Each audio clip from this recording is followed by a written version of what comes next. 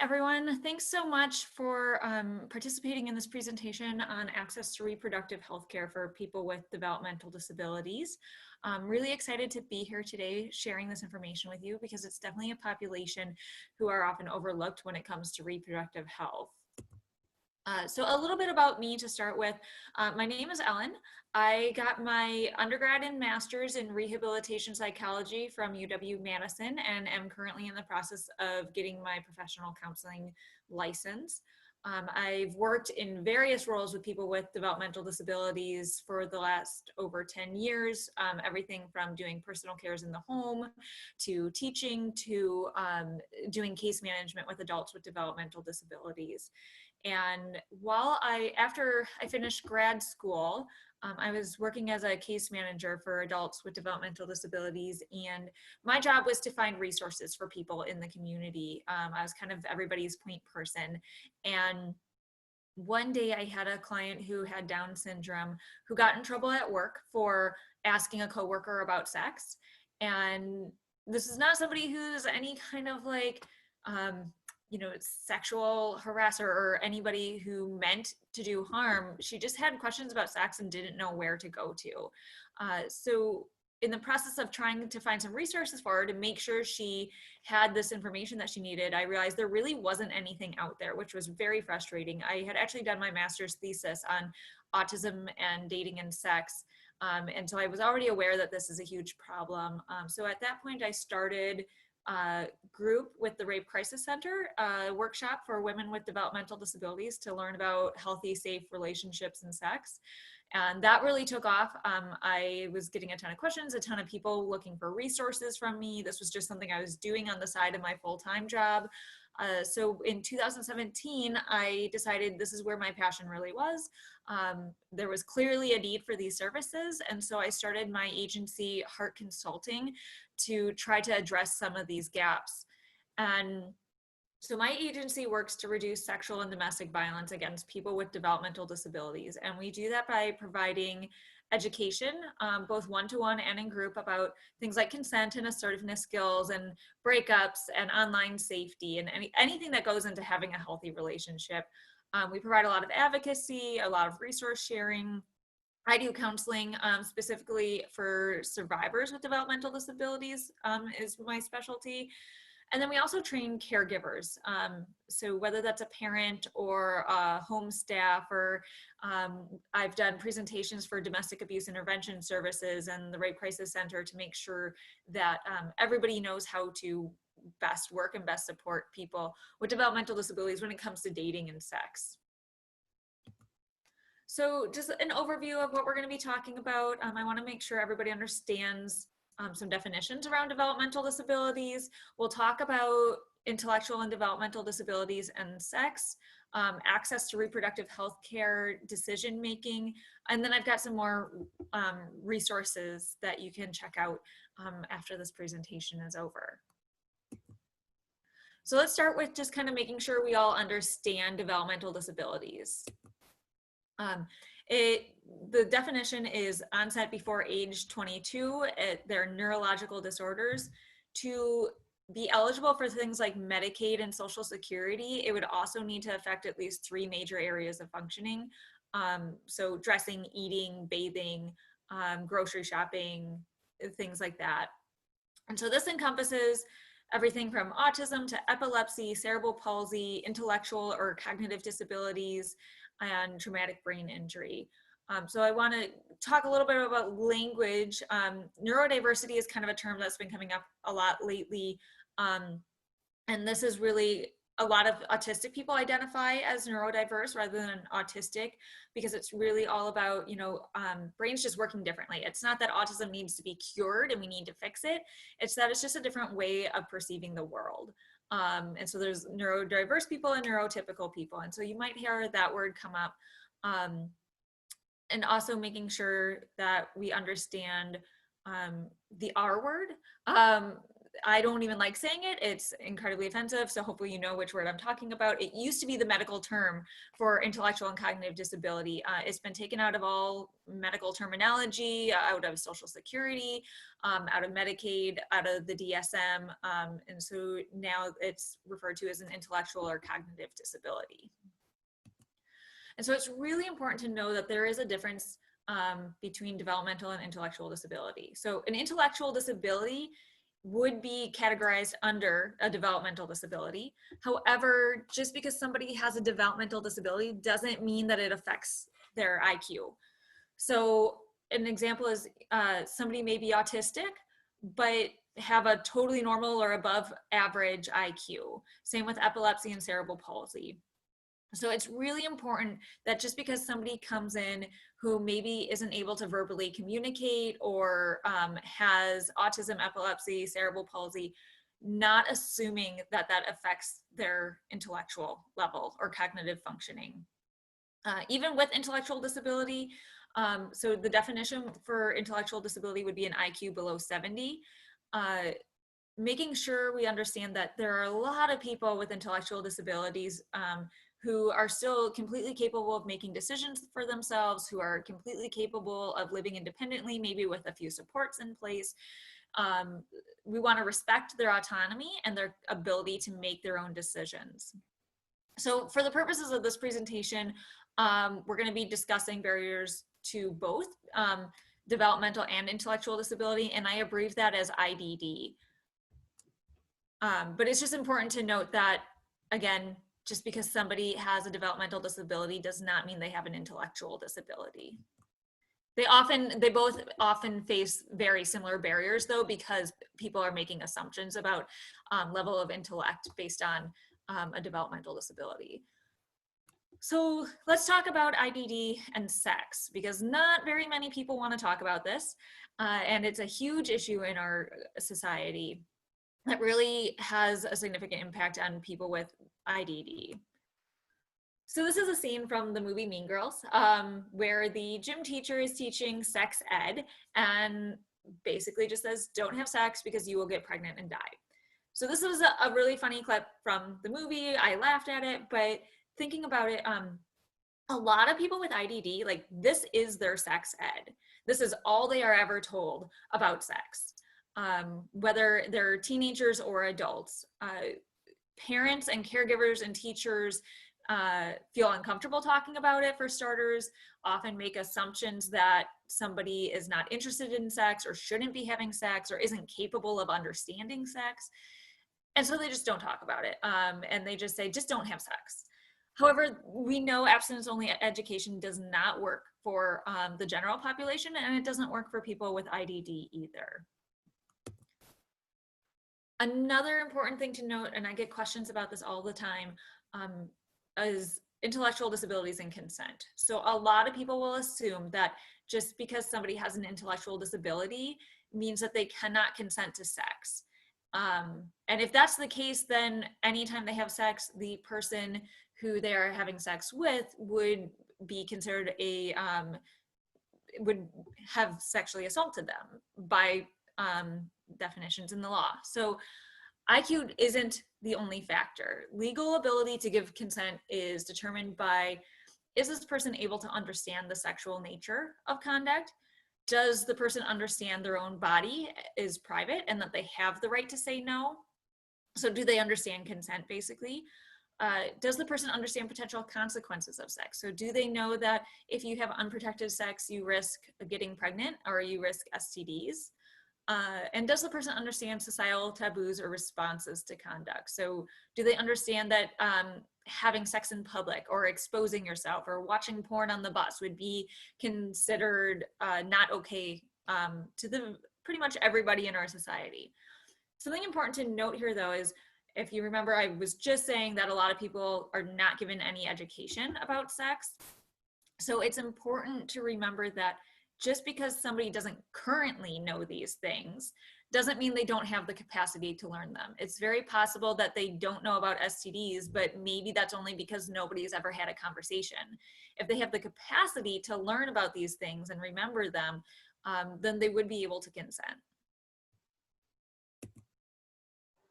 something else that's really important that I don't think gets talked about enough is sexual orientation and gender identity. A lot of times when somebody with IDD expresses that they identify as LGBTQ, professionals or family may disregard this as being confused. There's really a lack of education regarding sexual orientation and gender identity. So I've had multiple clients who have, expressed an interest in sexual attraction towards the same gender and the opposite gender, and to them they're only aware that you're either gay or straight, and you have to choose one, and that's what you are for the rest of your life. And so really making sure that we're having conversations that there are more options out there, that gender identity and sexual orientation are fluid, because it creates a lot of stress and anxiety when you feel like I have to choose one. And a really great book that I recommend is Supporting Transgender Autistic Youth and Adults. There's a recent study actually, and I can't remember, I haven't read through it in detail enough, but identifying as transgender is actually extremely common for people on the autism spectrum. And you may need to change the way that you approach those situations a little bit. And so Frank Grattan identifies as neurodiverse and also identifies as transgender. And he wrote a book recently about this topic to help professionals. So people with intellectual disabilities are at much higher risk for being sexually assaulted and abused than the general population. NPR, I think it was 2 or 3 years ago, did an investigative report on the sexual assault epidemic against people with intellectual disability, and they found that women with ID are 7 times more likely than the general population to be sexually assaulted.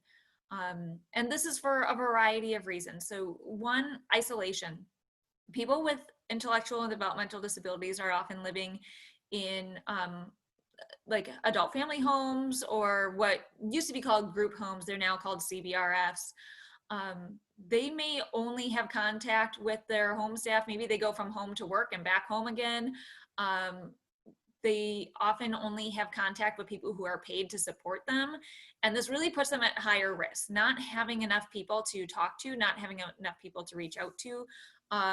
If something does happen, who you report it to, if it's your caregiver, that's a real key issue. In addition to that, when somebody grows up feeling like they have no friends, being excluded, being bullied, and then finally they meet somebody who shows that they care, who they think loves them, they may really rush into that relationship because it feels so good. Everybody wants to be loved and cared about, but that's really risky to, we know that rushing into these kinds of relationships, and they may attach to these relationships even if that person isn't always treating them very well.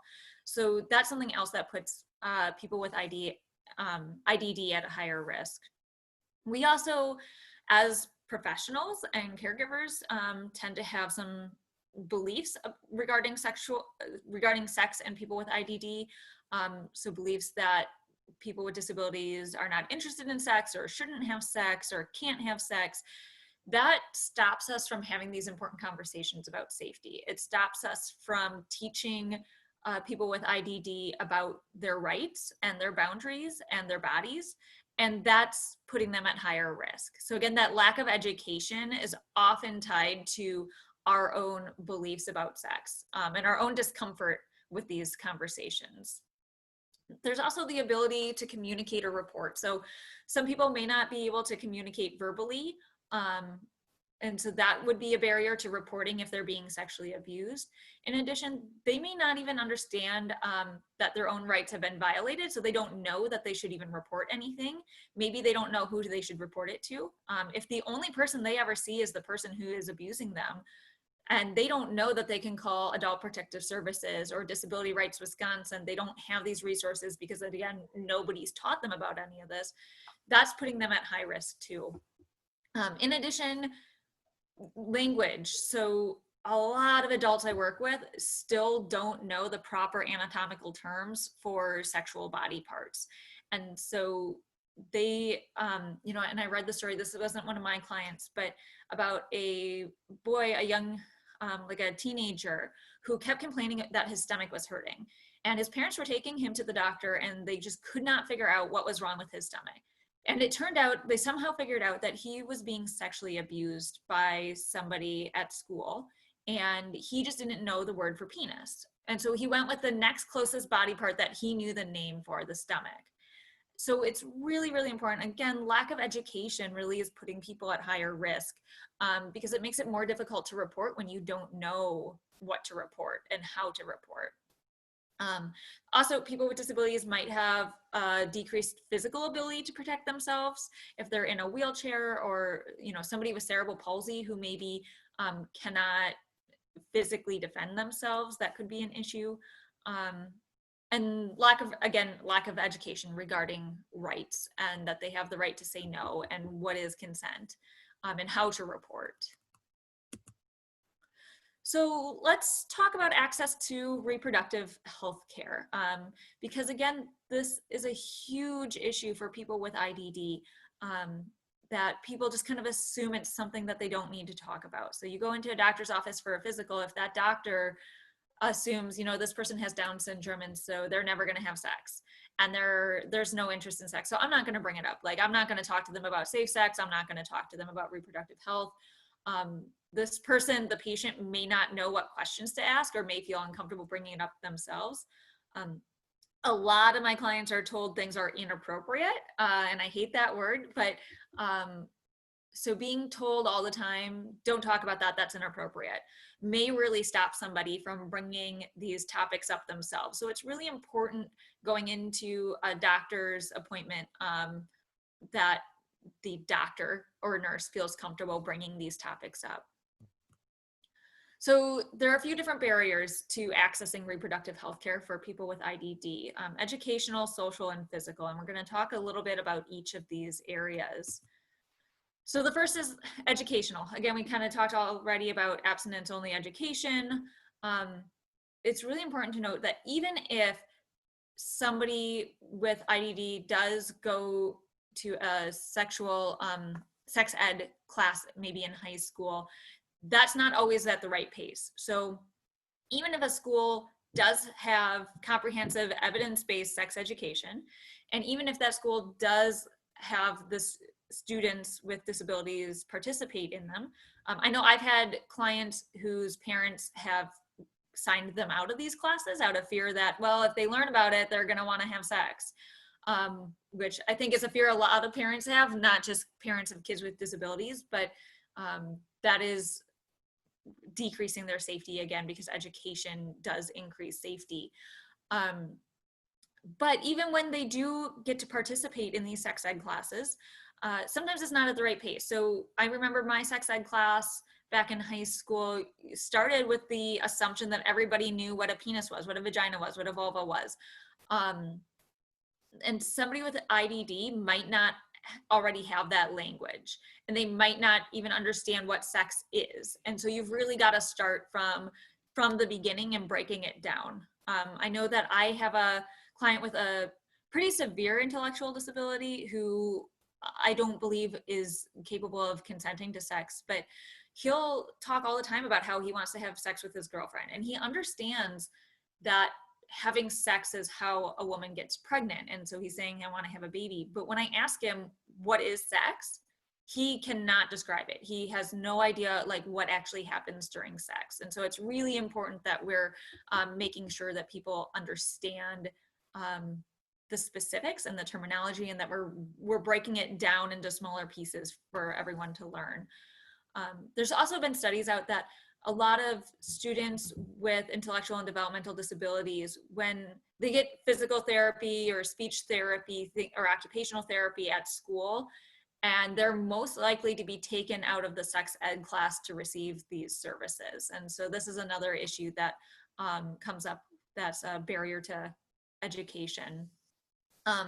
Infantilization, so treating people with IDD as if they're still children, is another reason, and this is kind of more of a social cultural thing too. It overlaps quite a bit, but when we treat adults and teens with developmental disabilities like children, we're assuming they have no interest in sex. And those assumptions, again, are what are creating some barriers. So, and even with adults who are their own guardians, I still see this happening. I see a lot of control trying to be exerted over people with developmental and intellectual disabilities, which again puts them at less risk. So when I have clients, I've gotten phone calls from case managers saying, "Oh, we really need your help.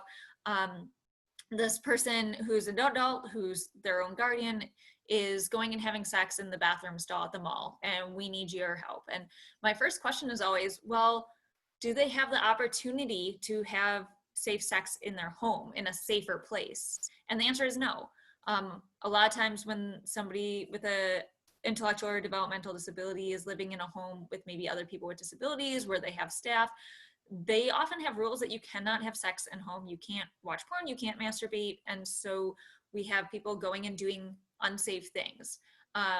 This is meant partly to, I think the intent is partly to protect people, but the other thing that's probably coming up is just the staff's discomfort with sex and any topics around sex. So I talk to people all the time that we cannot continue treating people with IDD as children. That really makes it more difficult for them to learn how to make safe decisions for themselves.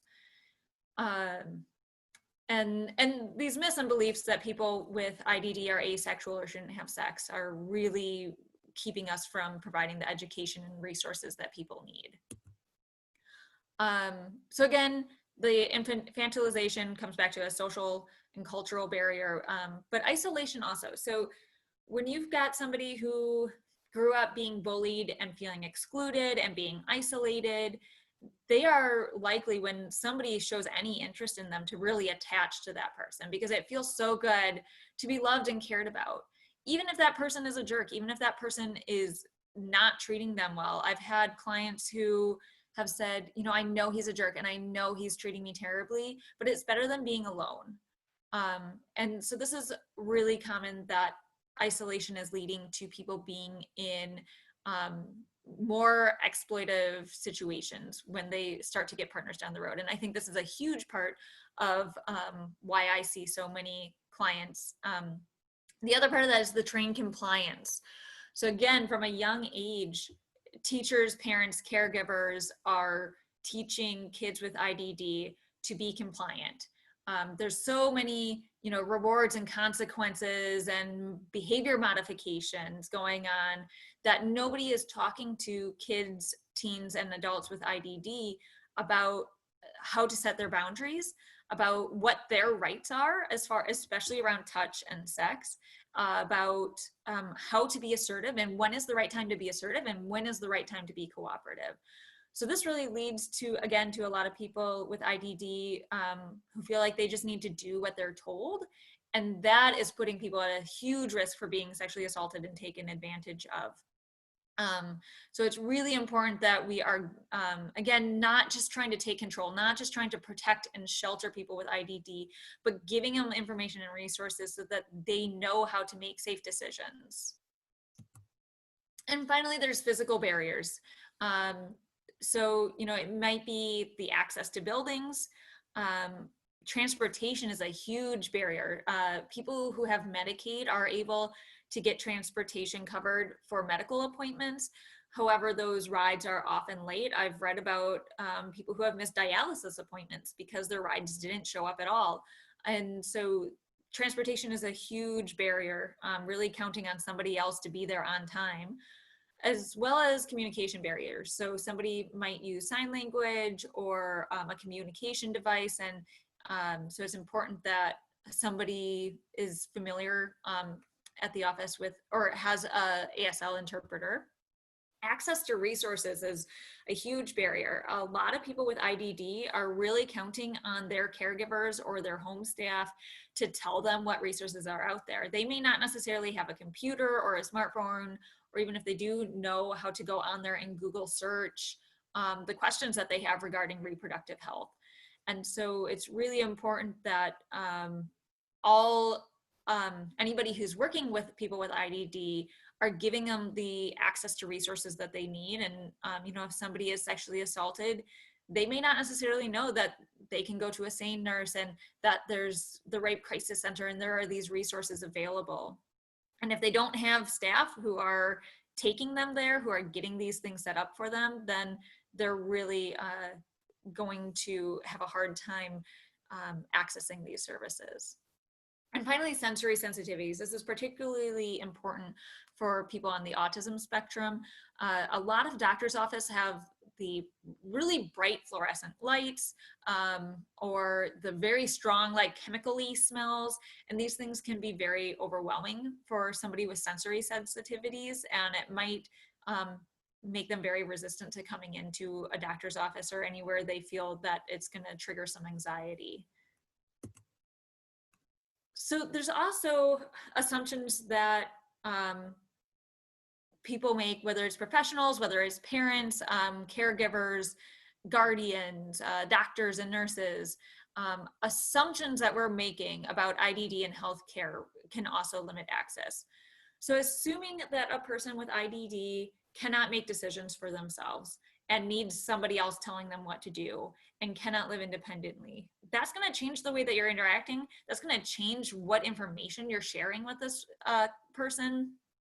Assumptions about sexual interest, assumptions about risk of pregnancy, assuming that somebody who's in a wheelchair, there's a lot of myths out there that even doctors are still kind of abiding by, that somebody in a wheelchair can't have kids, can't get pregnant, or that would be a huge risk to their health. Assumptions about ability to care for a child. I think, again, this especially comes back to somebody who's autistic, who they may raise their kids in a different way, but they could very well know, or at least learn the basics of taking care of a child safely. And then also probability of success in sharing resources. So we had a referral come to us for a young woman who was an adult, but she had a guardian in place. And the guardian wanted her to learn about healthy, safe relationships because she was showing a very strong interest in boys all of a sudden.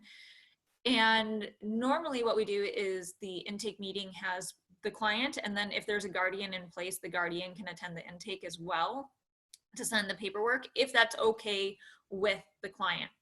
If the client does not want the guardian there, there is no legal obligation that the guardian has to be there. So, however, this guardian, you know, from the start was very controlling, wanted to know exactly what we were going to be talking to this person about, wanted us to talk about, encourage her to dress differently and less provocatively, because she saw that as something that was putting her daughter at higher risk. And did not, flat out said, do not talk to her about consent. She's just never going to get it. So we ended up, you know, we tried to talk to this parent about how education increases safety. We talked to her about the research that's out there and why we teach these things, and that consent and rights are very important for everyone to know. And she's still, nope, don't talk to my daughter about consent. She's never going to get it. So we ended up not working with this person because we did not feel that it was the right match. If this guardian was going to get upset at us for doing what we believe to be right. However, that's really important to note, that sometimes people will just assume, well, they're never going to get it, so let's not even talk to them about it. So making that assumption is really putting people at risk. Another example, I did a group for some adults with developmental disabilities, and the parents private paid, and one of the young women had a more severe intellectual disability than other people in the group. And I was told afterwards that this young woman's mom was really hesitant about having her participate in this group. She really thought, you know, my daughter is not going to be able to get anything out of this. And then after the group had ended, the mom jokingly slapped the young woman on the butt. Again, this kind of goes back to that infantilization, and parents need to learn about consent too. And the young woman spun around and said, that is not safe touch, and set her boundaries. And so her mom called me up and was like, I'm sold. I didn't think that she would be able to learn anything about consent and safety, and I can't believe that she said that to me, and that's fantastic. And I feel so much better knowing that she knows how to say no. And mom was also like, and I need to be better about not touching her without consent too. And that's something that all parents need to learn. That's part of our caregiver training. So this was actually a question that I got last time I went to the doctor. What learning style works best for you? Seeing, doing, or hearing? The nurse asked me this. I had never been asked this before, and I thought this is really great because a lot of the clients I work with, if they go into a doctor's appointment, doctors often kind of rush through and like, it's all spoken language. And sometimes for a lot of clients I work with, particularly with autism, people are way more visual. So just sitting and listening to somebody talking might not really get that information to stick. So really thinking about the ways that you're presenting information to people with IDD, again, using as concrete language as possible and avoiding abstractions, keeping language kind of short and to the point, not asking multiple questions in one sentence. And I find myself making those mistakes all the time, and it takes practice, but making sure that you're presenting information in ways that work best for each individual is really important. And remembering when we think about language barriers that there's a lack of education for people with IDD around anatomical terms. And so a good example of this is I work a lot with Adult Protective Services, and the person in APS that I work with a lot had said, once she was in a forensic interview with a young woman with a IDD who had been sexually assaulted, and the police officer was trying to talk to this woman about where she was touched and what happened, and they really weren't able to get anything. And finally, the APS worker pointed to her own body part and said, "What do you call this?" And the young woman said, "That's my first hole." And the APS worker said, "Okay, what do you call the hole behind it that you poop out of?" And she said, "That's my back hole." And then they were able to get somewhere by asking, "Okay, so which hole did he touch, or what happened?" And then she was able to explain what happened. So making sure that we know we're using the language that works best for these patients and these clients. I know that I've worked with a lot of families where a parent is still very uncomfortable using any word. So I have adults who don't know the word penis or vagina or vulva or breast, and they use, winky wink or flower, or I think once I had somebody call her vagina a cookie. And that can be very confusing. And so it's really important that people with IDD know the correct anatomical terms, so that if they do need to report that there's an issue, whether it's been that they've been sexually assaulted, or if they're having pain or discomfort or anything like that, that they need healthcare for, that we're using their language. And helping them understand correct anatomical terminology as well. So thinking about training, compliance, and authority figures, a lot of people with IDD, again, have been trained to be compliant and to listen to authority figures. And so this is a huge issue because, you may rightly want to teach somebody that you need to listen to your employer. When your employer is telling you to do a job task that is one of your job tasks, yeah, you need to do that. However, what happens if your employer asks you for a blowjob or wants you to touch a sexual body part on them? It's my boss. I was told to do whatever my boss says to do. And so it's really important that, again, we're not just training people to be compliant and do as they're told, rather figuring out when is the right time to be cooperative, when is the right time to be assertive. And so this trained compliance can make people with IDD see doctors and nurses as an authority figure. And so that might make them feel very anxious about seeming stupid.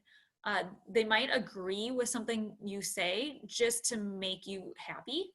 And again, this comes back to isolation and feeling excluded. And it's not, I think I've done presentations where I've had people say, "Oh, somebody with Down syndrome is just naturally very agreeable." No, no, no, no, no. We have made them that way. We have taught them and trained them to be this way. And so it's really important to realize that this is not just some innate, everybody with a IDD is just very agreeable and friendly all the time. We're training people to agree with everything that an authority figure says, which really puts them at higher risk of being sexually assaulted and abused. So to avoid seeming stupid, I work with a 16-year-old who's autistic, and he has questions all the time at school and refuses to raise his hand because he's so afraid of anybody thinking he's stupid. He knows that they know he has autism, and so he really doesn't want anyone thinking that he doesn't understand something. And so he's not asking for the help that he needs. He's not asking questions. So it's really important that we recognize, they might agree with you just to make you happy. I have that happen with my clients all the time, where we'll be talking and they'll say, oh yeah, I totally understand this, but then they go out and do something that shows that they're not really understanding. And so instead of just saying, do you understand? I usually say, can you repeat that back to me? Or what did you understand? What did you learn about, I have them summarize our session as best they can to make sure that they actually understand. Because I'll say, does that make sense? And they'll say, oh yeah, that totally makes sense. But then if I say, okay, so what did you learn? And then it's silence. So making sure that we're giving them the opportunity to review that information themselves and summarize it, I think really shows more that they're understanding than they might let on. So facilitating learning to increase access. It's really important to slow down. When you're talking to a client or a patient with IDD, give them some extra time to process the information. I know I've been in doctor's appointments where I feel like the doctor is just in such a hurry, like they've got a whole bunch of patients to see, they're in a rush. It makes me feel flustered. I sometimes will avoid asking questions because I'm getting the sense that this person doesn't really want to be here and is in a hurry. And it's really important with somebody with IDD, they might take a little more time to process a question and then to think about what questions they might have. Using visual aids is always really helpful. I prefer not to just do things that are like paragraphs of information that somebody just has to read, but more one-pagers with some visuals and breaking things down into more like small bullet points and things like that. It tends to be a little bit easier to read.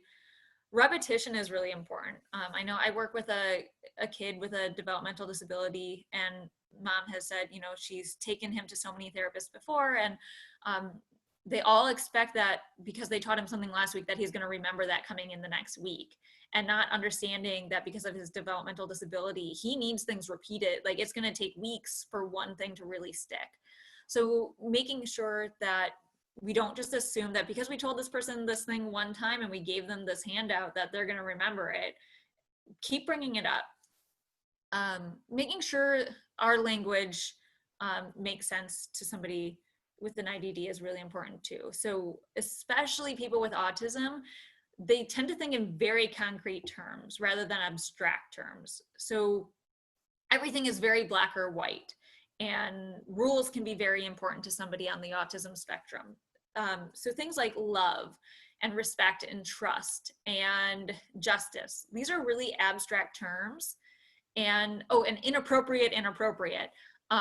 They mean different things to different people in different situations. And so that can be very confusing. If you ever, ask a question and it seems like they're not understanding it, you're giving them time to process. And by time, I don't mean 5 seconds, like give them a full minute or two to think about it.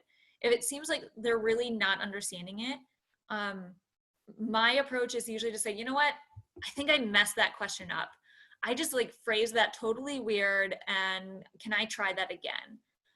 Again, this comes back to people don't want you to think that they don't understand or that they're stupid or anything like that. And so putting it on myself that I messed up and can I try this again, can go a really long way in building that trust and rapport and making them feel at ease, making somebody feel like, they're not being treated like a kid or that they're stupid. I also want to make sure, again, talking about developmental versus intellectual disabilities, not assuming somebody's intellectual level when they walk in the door. So get to know the person, meet them where they're at. I usually say, when you know that somebody is coming in who's autistic, assuming average intelligence from the get-go, and then as you start to ask questions, you might learn more about what works best for them. So decision making. This is a huge issue because a lot of people assume somebody, especially with an intellectual disability, can't make decisions for themselves. And so we have a lot of caregivers, home staff, parents, guardians who will control situations quite a bit in ways that actually are probably making a person less safe. So a good example is I work with a ton of clients whose parents, if my clients engage in sexting or look at porn or anything like that, the phone gets taken away. And while parents are well-intentioned in doing this, it actually puts them at more risk, because a lot of my clients, this does not take away their sexual desires and urges. They still have those feelings and they're still going to want to act on them. And now they're just going to find less safe ways to do so. They're going to sneak around and do it behind your back, and they're not going to tell you. When you try to exert all this control and make decisions for them, they're going to feel like they can't come to you when there is a problem. So if they did have unprotected sex, and they're worried about being pregnant or something like that, they might not want to come to somebody who has been, implementing consequences and punishments and making all these rules about what they can and can't do, because now they're going to say, well, I wasn't supposed to be having sex, so I can't go to this person because I'm just going to get in trouble and there's going to be a consequence. So it's really important that we are giving people the ability to make their own decisions, especially when it comes to healthcare. So guardianship. There are a lot of really great guardians out there, but there are also some cases where, frankly, I don't think a guardian is really necessary. And guardianship is kind of the last resort. There is now something called supported decision making, which gives the individual more rights and more ability to make decisions than having a full guardianship. But it's really important to be mindful when a guardian is involved. I've had situations where guardians believe that they have all the authority in the world to make every single decision for this person about where they can go, where they work, where they live, who they date, can they have sex, healthcare decisions, financial decisions, all this. And that's really not the case. Guardians don't get to decide, first of all, whether or not a person can have sex. They can petition the courts to determine that somebody is legally not able to give consent. But it's not just the guardian's decision that has to go through the courts for legal determination that somebody can't consent to sex. So I've also had guardians who, again, with all that decision-making power, assume that they have the right to information that they don't have the right to. So I tell guardians all the time that when I meet with my clients, I will tell the guardian if there's an immediate safety concern. I'm legally obligated to do so, especially if it's somebody under the age of 18, then I also have to report to CPS. If I believe that an APS for an adult needs a report, then I'll do that as well. But outside of immediate safety issues, I always ask my client, do you want me to talk to your guardian about this? Sometimes it is helpful to bring the guardian in, because maybe this client is having issues talking to the guardian and we really need to work things out, and the guardian needs to know that this person is feeling overly controlled and like they don't get to make decisions. But if my client says, nope, I'm not comfortable bringing my guardian in on this conversation, then I respect that. And I make sure all guardians are aware of those boundaries from the start and aware of their legal rights and their limitations. Because otherwise it just kind of leads to a lot of anger and frustration when the guardian thinks that I should be telling them every single thing that we talk about. That's not the case. I've also had cases where parents might assume that their guardian, just because their kid has a disability, that once they turn 18, they're still guardian. this is a process that has to go through the courts. So make sure that you have guardianship papers. If somebody says that they're a guardian, ask for those papers and that documentation, because I've definitely had parents who just don't understand that they're not legal guardians, simply because somebody has a disability. I also had a case where one of my clients was getting in trouble at work a lot for sexually harassing other people and just constantly flirting with her coworkers, and was at risk of losing her job. And the mom was not guardian, but wanted to talk to the employer to salvage this job and to try to really fight for her to keep her job. And the employer said, you know, we really don't talk to parents about our employees. She's an adult. And the mom responded and said, well, I'm her legal guardian, and so you have to talk to me. First of all, this mom was not the legal guardian and should not have said that. And second of all, even if she were, legal guardians don't have the right to demand that an employer go through them before they fire somebody. So sometimes, I mean, this comes up all the time where guardians really take a lot of control, really think that they have unlimited power, and they don't. And so this especially comes up when making healthcare decisions. Making sure that if somebody does bring a guardian in, that you are talking to the client or the patient themselves and not just the guardian, and not just having a conversation with the guardian about this other person who's sitting right there. Making sure that if you're not sure whose choice it is for healthcare, you know, if the guardian, they need to go on birth control, or they need to thing. Guardian wants somebody to have a, or if you're not sure if it's the guardian's right to make those kinds of decisions, that you're contacting a local or Disability Rights Wisconsin. Because if the guardian and the patient are having a disagreement about their reproductive health care needs, really it should be the patient's decision. But I want to make sure, I'm not a lawyer, so it's just really important to make sure that you are respecting the client's or the patient's rights to make these healthcare decisions. A lot of people with IDD may have a support team. So in Wisconsin, for adults, adults 18 and over can choose between two systems, so family care or IRIS. With family care, you would choose a managed care organization, which contracts with various providers, and they're kind of the ones who decide what services you get. With IRIS, that's a little bit more self-directed. That you're given a budget, you're told this is how much you have been approved for, and then the client gets to choose what they want and where to spend that money. And then for kids under 18, each county manages those services, and they have a case manager that helps determine what services they are eligible for. So a patient or a client may come into appointments with a support person. It could be a parent, it could be a guardian, a case manager, or like a residential support staff. Case managers don't really come in to doctor's appointments that often anymore. When I was a case manager, this was pretty normal. I would take clients to doctor's appointments all the time, because at that time there was nobody else. If they didn't have home staff or family, there was nobody else to get them to doctor's appointments. And if they needed somebody there to make sure they understood, you know, doctor's instructions, that they were getting questions asked that needed to be asked, then I would go with them. But and a lot of my clients were totally capable of going to doctor's appointments on their own too. So when somebody comes in with a support person, make sure you are addressing the patient directly.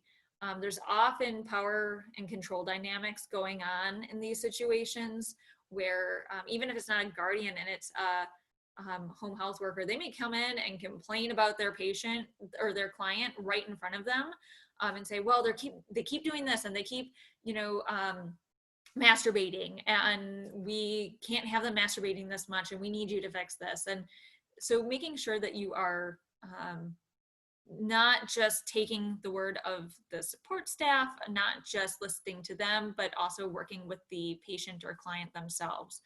It's definitely helpful to collaborate. I love collaborating. I think that a lot of times when teams come to me and say, we need help with this, you know, whether it's they're having unprotected sex, or they're getting involved in unhealthy relationships, or they're seeking out people online and sexting, things like that. It's helpful to be able to collaborate with the team when possible, because a lot of times if the environment changes, then the behavior is going to change. So frequently, the reason why people are going online to meet somebody to hook up with is because they don't have any other opportunities.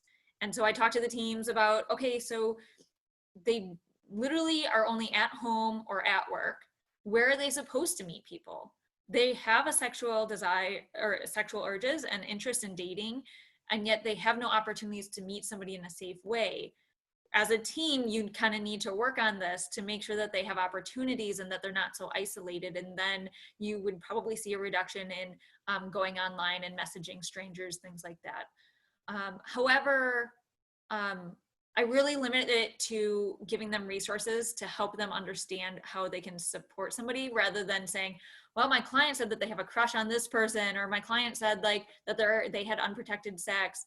I'm not telling teams that. I think that would be a huge violation of my client's trust and confidentiality and privacy. So unless there's an immediate safety concern that I have to tell a guardian about or something, I don't talk about the specifics of what we talked about. More, hey, here's some resources on how you can better support this person, and how can you teach this person about consent at home.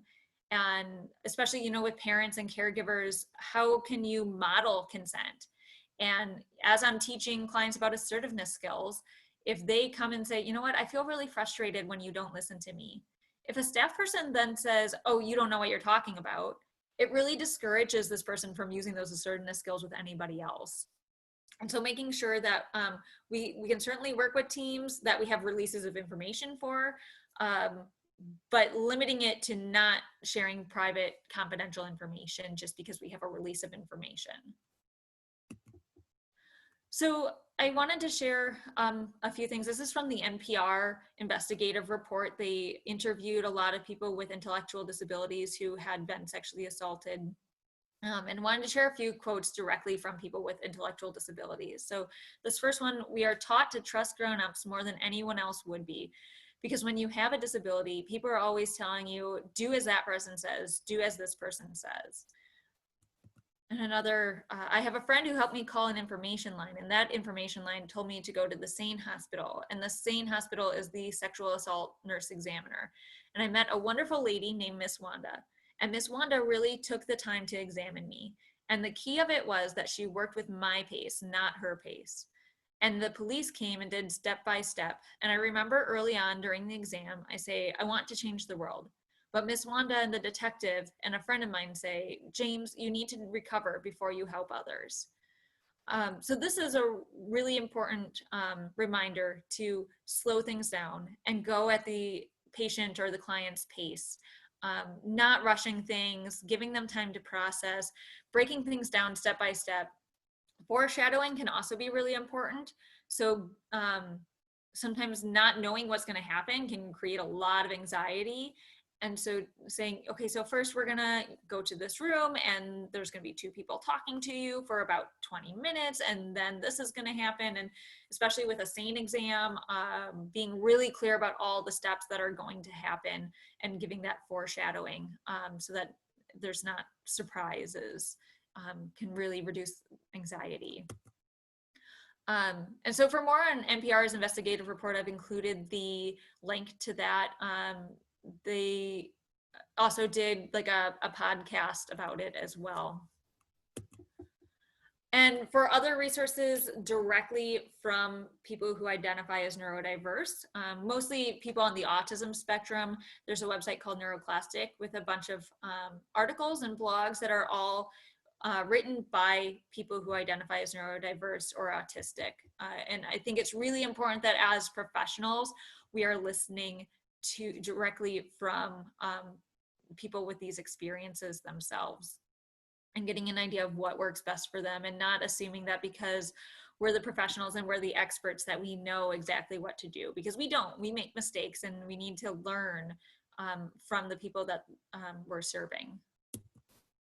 And I have some more resources here for So my agency's website has resources and a blog.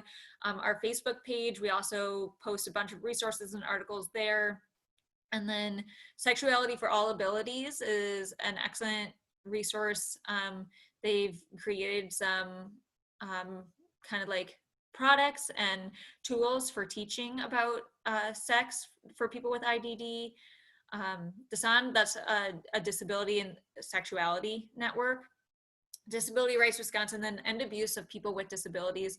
They have a ton of really awesome free webinars that you can access about supporting people with IDD and preventing abuse and working with survivors of a sexual and domestic abuse who have IDD.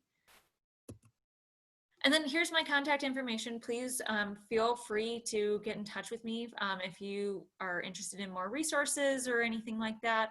And I'm happy to collaborate with other organizations. I do trainings and conference presentations and things like that as well. So please feel free to reach out if you have any further questions. And I guess since this is a recording, there aren't any questions. So thank you everyone for participating and for, you know, recognizing a need to learn more about how to work with people with IDD. Unfortunately, there's a lot of people who really dismiss this population, especially when it comes to sex and reproductive health care. So thank you so much for participating.